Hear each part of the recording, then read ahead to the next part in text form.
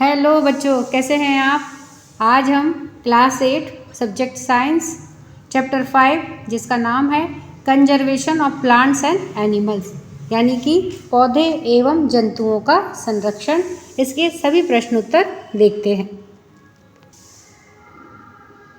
पाठगत प्रश्न 1, राष्ट्रीय उद्यानों या नेशनल पार्क्स, वन्य जंतु अभ्यारण्यों या वाइल्ड लाइफ सेंचुरीज एवं जैव मंडल संरक्षित क्षेत्रों यानी कि बायोस्फीयर रिजर्व्स को बनाने का उद्देश्य क्या है, यानी कि इनको हम क्यों बनाते हैं। तो उत्तर है कि पौधों और जंतुओं को संरक्षित करने एवं उन्हें सुरक्षित क्षेत्र उपलब्ध करवाने के उद्देश्य से ही राष्ट्रीय उद्यानों, वन्य जंतु अभ्यारण्यों एवं जैव मंडल संरक्षित क्षेत्रों को बनाया गया है। प्रश्न 2, वनोन्मूलन यानी कि डिफॉरेस्टेशन से एक ओर जहां वर्षा में कमी आती है तो दूसरी ओर बाढ़ का आना कैसे संभव हो सकता है। उत्तर है कि वनोन्मूलन से वायुमंडल में उपस्थित कार्बन डाइऑक्साइड का स्तर बढ़ जाता है, जिसके कारण पृथ्वी पर ताप एवं प्रदूषण के स्तर में वृद्धि होती है। पृथ्वी के ताप में वृद्धि के कारण जल चक्र का संतुलन बिगड़ जाता है और वर्षा की दर में कमी आती है, जिसके कारण सूखा पड़ता है। दूसरी ओर वनोन्मूलन से मृदा की जल धारण की क्षमता, यानी कि जो मिट्टी होती है उसको जल को रोकने की, सोखने की जो क्षमता होती है, तथा भूमि की ऊपरी सतह से जल के नीचे की ओर अंतः स्रवण पर भी विपरीत प्रभाव पड़ता है, जिसके परिणाम स्वरूप बाढ़ आती है। पाठगत प्रश्न 1, कुछ विशेष क्षेत्रीय स्पीसीज एंडेमिक स्पीसीज विलुप्त हो सकती हैं, क्या यह सच है। उत्तर है कि हाँ, यह सच है। विशेष क्षेत्रीय स्पीसीज के आवास के नष्ट होने, बढ़ती हुई जनसंख्या तथा किसी नई स्पीशीज के प्रवेश से विशेष क्षेत्रीय स्पीसीज, यानी कि जो वो केवल उसी विशेष क्षेत्र में पैदा होती हैं, के कारण प्राकृतिक आवास पर प्रभाव पड़ने से ये विलुप्त हो सकती हैं। पाठगत प्रश्न 1, चिड़ियाघर और वन्य प्राणी अभ्यारण्य में क्या अंतर है। उत्तर है चिड़ियाघर ऐसा स्थान है जहां प्राणी अपने कृत्रिम आवास में सुरक्षित रहते हैं, यानी कि कृत्रिम आवास क्यों हुआ, क्योंकि यह मनुष्यों के द्वारा बनाई हुई जगह होती है, तो इसलिए वो यहाँ पर सुरक्षित रहते हैं। यहाँ जंतुओं को भोजन उपलब्ध कराया जाता है एवं वन्य प्राणी अभ्यारण्य वह क्षेत्र होता है जहाँ पर कि जंतु एवं उनके आवास किसी भी प्रकार के विक्षोभ से सुरक्षित रहते हैं। यहाँ जानवरों को खुद ही शिकार करके भोजन की व्यवस्था करनी पड़ती है। पाठगत प्रश्न 1, क्या केवल बड़े जंतुओं को ही विलुप्त होने का खतरा है। उत्तर है नहीं, बड़े जंतुओं की अपेक्षा छोटे जंतुओं के विलुप्त होने का खतरा अधिक है। पाठगत प्रश्न 1, क्या वनोन्मूलन का कोई स्थायी हल है। उत्तर है हाँ, वनोन्मूलन का स्थायी हल है पुनर्वनरोपण, यानी कि पुनः वन को रोप करना, उनको वापस से पेड़ पौधों को लगाना। यदि काटे गए वृक्षों की तुलना में उनसे भी अधिक वृक्ष लगाए जाएं तो यह संभव है। पाठ्य पुस्तक के प्रश्न 1, रिक्त स्थानों की उचित शब्दों के द्वारा पूर्ति कीजिए, यानी कि नीचे यहाँ रिक्त स्थान दिए हुए हैं और उनमें हमें उचित शब्द भर करके वह वाक्य हमें पूरा करना है। तो देखते हैं क्या नंबर है कि वह क्षेत्र जिसमें जंतु अपने प्राकृतिक आवास में संरक्षित होते हैं रिक्त स्थान कहलाता है। वह स्थान क्या कहलाता है, तो यहाँ पर हमें उचित शब्द भरना है। ख है कि किसी क्षेत्र विशेष में पाई जाने वाली स्पीशीज रिक्त स्थान कहलाती है। ग है कि प्रवासी पक्षी सुदूर क्षेत्रों से रिक्त स्थान परिवर्तन के कारण पलायन करते हैं। अब इनका उत्तर देखते हैं। उत्तर है अब क का कि वह क्षेत्र जिसमें जंतु अपने प्राकृतिक आवास में संरक्षित रहते हैं वह क्या कहलाता है, वन्य जीव अभ्यारण्य कहलाता है। ख है कि किसी क्षेत्र विशेष में पाई जाने वाली स्पीशीज विशेष क्षेत्रीय कहलाती हैं, यानी कि वो केवल उसी विशेष क्षेत्र में उत्पन्न होती हैं। ग है कि प्रवासी पक्षी सुदूर क्षेत्रों से जलवायु परिवर्तन के कारण पलायन करते हैं। ग है कि प्रवासी पक्षी सुदूर क्षेत्रों से जलवायु परिवर्तन के कारण पलायन करते हैं। प्रश्न 2, निम्नलिखित में अंतर स्पष्ट कीजिए। क है कि वन्य प्राणी उद्यान एवं जैव मंडलीय आरक्षित क्षेत्र, इन दोनों में क्या अंतर है ये हमें बताना है। ख है चिड़ियाघर एवं अभ्यारण्य, इसमें हमें अंतर बताना है। ग है संकटापन एवं विलुप्त स्पीसीज और घ है वनस्पति जात एवं प्राणी जात, इसमें हमें अंतर स्पष्ट करना है। अब उत्तर देखते हैं। उत्तर है क का सबसे पहले कि वन्य प्राणी उद्यान वह क्षेत्र होता है जहाँ पर वन्य प्राणी या जंतु संरक्षित हैं और सुरक्षित रहते हैं, एवं जैव मंडलीय आरक्षित क्षेत्र वन्य जीवन, पौधों और जंतु संसाधनों और उस क्षेत्र के आदिवासियों के पारंपरिक ढंग से जीवन यापन हेतु विशाल संरक्षित क्षेत्र है। अब ख है कि चिड़ियाघर ऐसा स्थान है जहां प्राणी अपने कृत्रिम आवास में सुरक्षित रहते हैं, यहां जंतुओं को भोजन उपलब्ध करवाया जाता है। एवं अभ्यारण्य वह क्षेत्र होता है जहां पर कि जंतु एवं उनके आवास किसी भी प्रकार के विक्षोभ से सुरक्षित रहते हैं, यहां जानवरों को खुद ही शिकार करके भोजन की व्यवस्था करनी पड़ती है। तो यह चिड़ियाघर और अभ्यारण्य में अंतर है। यह है संकटापन स्पीसीज, यानी कि एंडेंजर्ड या जंतु वे जंतु होते हैं जिनकी संख्या एक निर्धारित स्तर से कम होती जा रही है और वे विलुप्त होने की कगार पर हैं या विलुप्त हो सकते हैं। भारतीय शेर, गेंडा इत्यादि इस श्रेणी में आते हैं, यानी कि ये एंडेंजर्ड स्पीसीज हैं। एवं विलुप्त स्पीसीज यानी कि एक्सटिंक्ट स्पीसीज वे होती हैं जो पृथ्वी पर अब देखने को नहीं मिलती हैं, यानी कि वो बिल्कुल विलुप्त हो गई हैं, अर्थात विलुप्त हो गई हैं, जैसे कि डायनासोर। यह है वनस्पति जात यानी कि फ्लोरा, किसी क्षेत्र विशेष में पाए जाने वाले पेड़ पौधों उस क्षेत्र के वनस्पति जात कहलाते हैं। एवं प्राणी जात यानी कि फौना, किसी क्षेत्र विशेष में पाए जाने वाले जीव जंतु उस क्षेत्र के प्राणी जात कहलाते हैं या फौना कहलाते हैं। तो ये फ्लोरा और फौना दो इस पृथ्वी पर वनस्पति जात और प्राणी जात श्रेणियां हैं। प्रश्न 3, वनोन्मूलन का निम्न पर क्या प्रभाव पड़ता है, चर्चा कीजिए। क है वन्य प्राणी पर, ख है पर्यावरण पर, ग है गांव या ग्रामीण क्षेत्रों पर, घ है शहर या शहरी क्षेत्रों पर, अण है पृथ्वी पर और च है अगली पीढ़ी पर, यानी कि इन सब पर वनोन्मूलन का क्या प्रभाव है। तो उत्तर देखते हैं। क का है कि वन्य प्राणी पर प्रभाव। पेड़ पौधे वन्य प्राणियों को आवास एवं भोजन प्रदान करते हैं। वनोन्मूलन अर्थात वनों के नष्ट होने से वन्य जीवों के प्राकृतिक आवास नष्ट हो जाते हैं तथा जंतु संकटापन स्पीसीज बन जाते हैं, यानी कि पेड़ों के काटने से जो जंतु हैं, प्राणी हैं, उनके प्राकृतिक आवास नष्ट हो जाते हैं। ख है पर्यावरण पर प्रभाव। अब पर्यावरण पर क्या प्रभाव पड़ता है कि वनोन्मूलन से वायुमंडल में ऑक्सीजन की कमी आ जाती है। प्रकाश संश्लेषण की क्रिया में पौधों को भोजन बनाने के लिए CO2 की आवश्यकता होती है। कम वृक्षों का अर्थ है कि कार्बन डाइऑक्साइड के उपयोग में कमी आना, जिससे कि वायुमंडल में इसकी मात्रा बढ़ जाती है, क्योंकि कार्बन डाइऑक्साइड पृथ्वी के द्वारा उत्सर्जित ऊष्मीय विकिरणों को ग्रहण कर लेती है, अतः इसकी मात्रा में वृद्धि के परिणाम स्वरूप वैश्विक उष्णन होता है।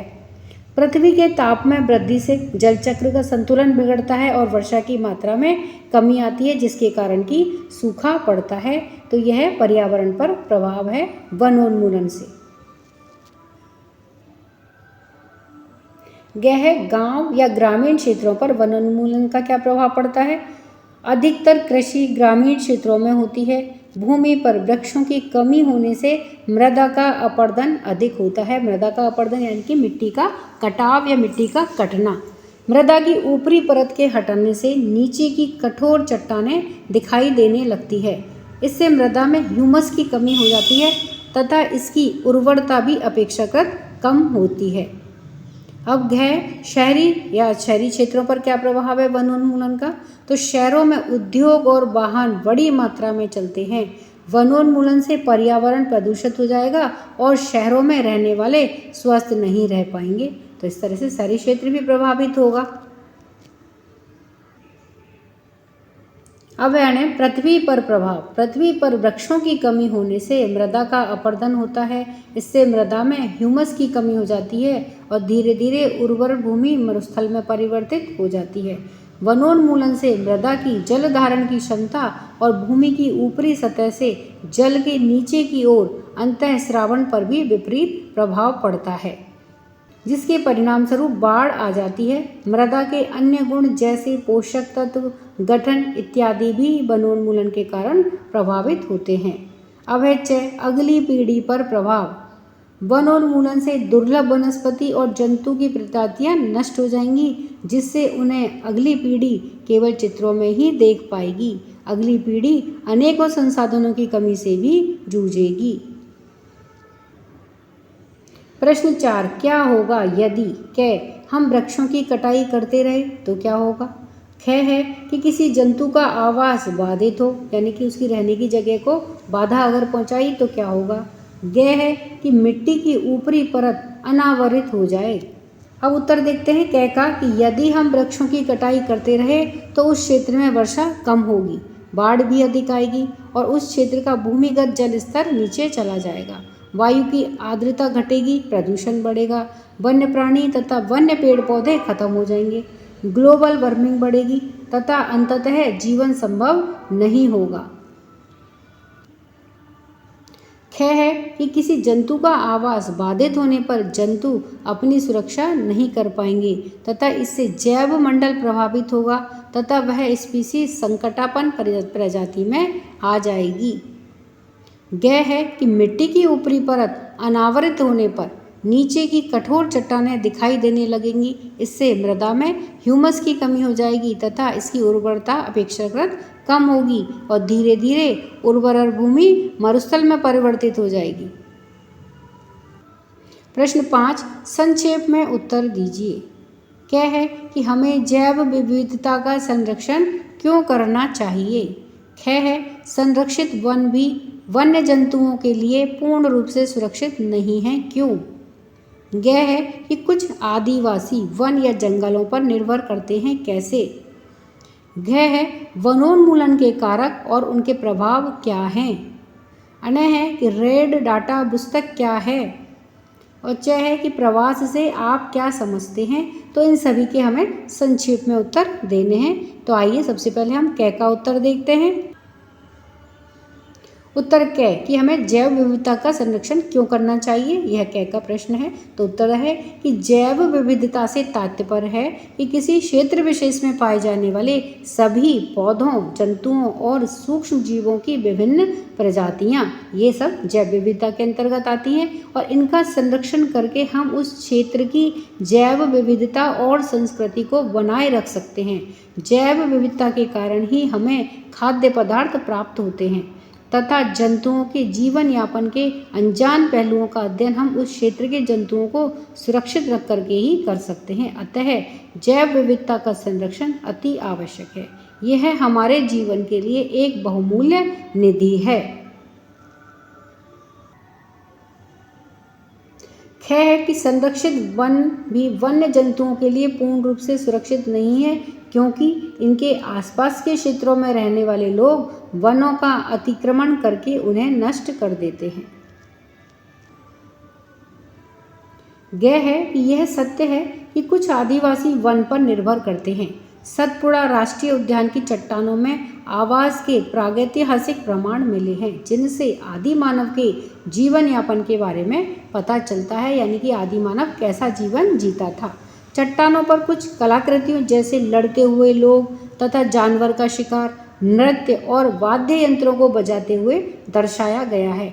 कुछ आदिवासी आज भी वनों में रहते हैं। वन उपजों का संग्रह करके शिकार करके अपना पेट भरते हैं तथा पेड़ों की छाल और जंतुओं की खाल से बने हुए वस्त्र पहनते हैं।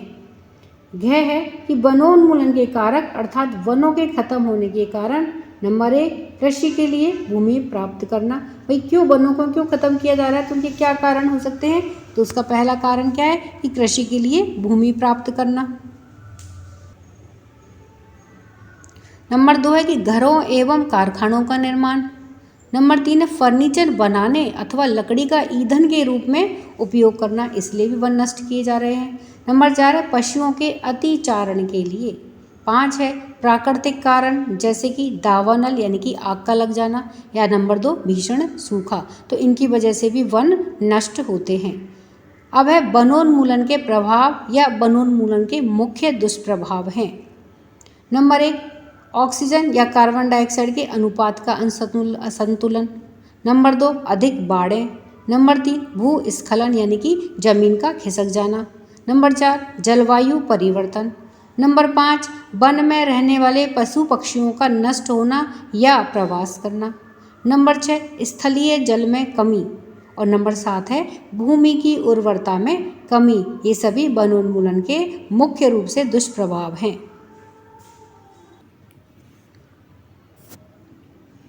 अन्य है कि रेड डाटा पुस्तक या रेड डेटा बुक क्या है? वह पुस्तक जिसमें सभी संकटापन्न स्पीशीज का रिकॉर्ड रखा जाता है। पौधे, जंतुओं और अन्य स्पीशीज के लिए अलग अलग रेड डाटा पुस्तकें हैं। चाहे प्रवास या माइग्रेशन। माइग्रेशन यानी कि पक्षियों का एक जगह से दूसरी जगह पर जाना। कुछ स्पीशीज के द्वारा अपने आवास से किसी निश्चित समय में बहुत दूर तक जाना माइग्रेशन या प्रवास कहलाता है। प्रवास अधिकतर पक्षियों में पाया जाता है। जलवायु में परिवर्तन के कारण प्रवासी पक्षी प्रत्येक वर्ष सुदूर क्षेत्रों से एक निश्चित समय पर उड़ करके आते हैं और वे यहाँ अंडे देने के लिए आते हैं, क्योंकि उनके मूल आवास में बहुत अधिक शीत के कारण वह स्थान उस समय जीवन यापन के लिए अनुकूल नहीं होता है। इसलिए पक्षी माइग्रेट करते हैं यानी कि एक जगह से दूसरी जगह जाते हैं। प्रश्न 6 फैक्ट्रियों एवं आवास की मांग की आपूर्ति हेतु वनों की अनवरत कटाई हो रही है। क्या इन परियोजनाओं के लिए वृक्षों की कटाई न्याय संगत है? इस पर चर्चा कीजिए तथा एक संक्षिप्त रिपोर्ट तैयार कीजिए। उत्तर है कि इन परियोजनाओं के लिए वृक्षों की कटाई न्याय संगत नहीं है। वृक्षों का संरक्षण आवश्यक है, क्योंकि पेड़ पर्याप्त मात्रा में वर्षा लाने और प्रकृति में जल चक्र को बनाए रखने के लिए आवश्यक हैं।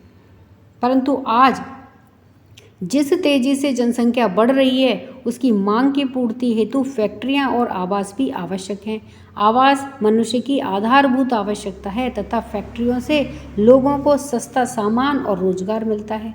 इनके लिए भूमि की आवश्यकता होती है और जिसके लिए वनों की कटाई करके भूमि प्राप्त की जाती है। उत्तर है कि इन परियोजनाओं के लिए वृक्षों की कटाई न्याय संगत नहीं है। वृक्षों का संरक्षण आवश्यक है, क्योंकि पेड़ पर्याप्त मात्रा में वर्षा लाने और प्रकृति में जल चक्र को बनाए रखने के लिए आवश्यक है।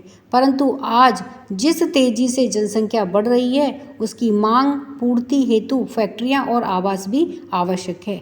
आवास मनुष्य की आधारभूत आवश्यकता है तथा फैक्ट्रियों से लोगों को सस्ता सामान और रोजगार मिलता है। इनके लिए भूमि की आवश्यकता होती है और जिसके लिए वनों की कटाई करके भूमि प्राप्त की जाती है। इन परियोजनाओं के लिए अन्य विकल्प ढूंढे जाने चाहिए, ना कि वनों की कटाई की जानी चाहिए। यदि वृक्षों की कटाई आवश्यक हो तो वनों में हमें उतने ही वृक्ष उसी स्पीसीज के अवश्य लगाने चाहिए जितने पेड़ हम काटते हैं। पुनर्वन रोपण की क्रिया में आवश्यक रूप से हमें यह कार्य करना चाहिए। प्रश्न 7 अपने स्थानीय क्षेत्र में हरियाली बनाए रखने में आप किस प्रकार से योगदान दे सकते हैं? अपने द्वारा की जाने वाली क्रियाओं की सूची तैयार कीजिए। उत्तर है कि अपने क्षेत्र में हरियाली बनाए रखने में हम निम्न क्रियाओं की सहायता से योगदान दे सकते हैं। जैसे नंबर 1 कि जागरूकता अभियान चला करके, यानी कि लोगों को जागरूक करके। नंबर 2 है वन महोत्सव मना करके। नंबर 3 लोगों को नर्सरी में मुफ्त मिलने वाले पौधों के बारे में जानकारी दे करके। नंबर 4 जन्म दिवस, शादी आदि पर लोगों को पौधे उपहार देने की सलाह दे करके। नंबर 5 छोटे बच्चों को आसपास के क्षेत्र में पौधे लगाने में साथ लेकर के। और नंबर 6 है कि वन विभाग के कार्यकर्ता को बुला करके वनों के महत्व के बारे में लोगों को समझा करके। तो इस तरह से हम हमारे स्थानीय क्षेत्र में हरियाली बनाए रखने के लिए अपना योगदान दे सकते हैं।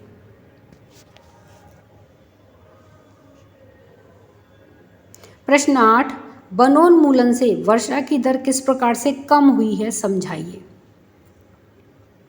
उत्तर है कि वनोन्मूलन से वर्षा की दर कम हो जाती है क्योंकि पेड़ पौधे पर्यावरण में जल चक्र बनाए रखने के लिए मुख्य कारक हैं।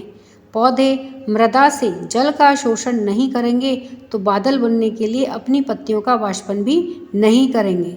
यदि बादल नहीं बनेंगे तो वर्षा भी नहीं होगी। साथ ही हम जानते हैं कि प्रकाश संश्लेषण की क्रिया में पौधों को भोजन बनाने के लिए कार्बन डाइऑक्साइड की आवश्यकता होती है। कम वृक्षों का अर्थ है कि कार्बन डाइऑक्साइड के उपयोग में कमी आना, जिससे कि वायुमंडल में इसकी मात्रा बढ़ जाएगी, क्योंकि कार्बन डाइऑक्साइड पृथ्वी के द्वारा उत्सर्जित ऊष्मीय विकिरणों का प्रग्रहण कर लेती है। अतः इसकी मात्रा में वृद्धि के परिणाम स्वरूप विश्व में ऊष्मन होता है। पृथ्वी के ताप में वृद्धि के कारण जल चक्र का संतुलन बिगड़ जाता है। इससे वर्षा की दर में कमी आती है। प्रश्न 9 अपने राज्य के राष्ट्रीय उद्यानों के विषय के में एक सूचना एकत्रित कीजिए। भारत के रेखा मानचित्र में उनकी स्थिति दर्शाइए, यानी कि वो भारत में के मैप में वो कहाँ पर स्थित हैं, यह हमें दिखाना है। तो उत्तर है कि राजस्थान के प्रमुख राष्ट्रीय उद्यान निम्न है। नंबर 1 केवलादेव राष्ट्रीय उद्यान, यह घना पक्षी अभ्यारण्य के नाम से भी जाना जाता है और यह भरतपुर के दक्षिण पूर्व में स्थित है। यहाँ 113 प्रजातियों के प्रदेशी प्रवासी पक्षी और 364 जातियों के भारतीय पक्षी पाए जाते हैं। दुर्लभ सफ़ेद सारस शीतकाल में यहाँ आते हैं। मानसून में बगुले, चमचा, पनकोआ, पनडुब्बी, श्वेत एवं काली ग्रीवा वाले स्टॉक प्रजनन करते हैं। स्थानीय पक्षी जैसे कि हंस, हंसावर, शुक, चकवा, चकवी, कोयल आदि भी देखे जा सकते हैं। नंबर 2 है रणथंभौर राष्ट्रीय उद्यान, यह पार्क अरावली एवं विंध्य पहाड़ श्रृंखला के मिलन स्थल पर स्थित है। यह सवाई माधोपुर के निकट ऐतिहासिक दुर्ग रणथंभौर के चारों ओर 395 वर्ग किलोमीटर क्षेत्र में फैला हुआ है। इसके उत्तर पश्चिम में बनास तथा दक्षिण में चंबल नदी का वन क्षेत्र है। 1974 में यहाँ बाघों की गिरती संख्या को रोकने हेतु बाघ परियोजना आरंभ की गई। इससे इनकी सुरक्षा, स्वास्थ्य, प्रजनन हेतु प्राकृतिक वातावरण का ध्यान रखा जाता है। यहाँ चीतल, सांभर, नीलगाय, जल पक्षी, चिनकारा आदि पाए जाते हैं। नंबर 3 है राष्ट्रीय मरु उद्यान, यह मरुस्थल में लगभग 3162 वर्ग किलोमीटर का उद्यान है जो कि जैसलमेर एवं बाड़मेर जिले में फैला हुआ है। यहाँ चिनकारा, भेड़िया, रेगिस्तानी बिल्लियाँ, लोमड़ी, नेबला, पक्षियों में तीतर, डैमेजल क्रेन, गोड़ावन आदि पाए जाते हैं और गोड़ावन को राज्य पक्षी का दर्जा दिया गया है, यानी कि राजस्थान का राज्य पक्षी कौन है? गोड़ावन है। प्रश्न 10 हमें कागज की बचत क्यों करनी चाहिए? उन कार्यों की सूची बनाइए जिनके द्वारा आप कागज की बचत कर सकते हैं। उत्तर है कि 1 टन कागज प्राप्त करने के लिए पूर्ण रूप से विकसित 17 वृक्षों को काटा जाता है।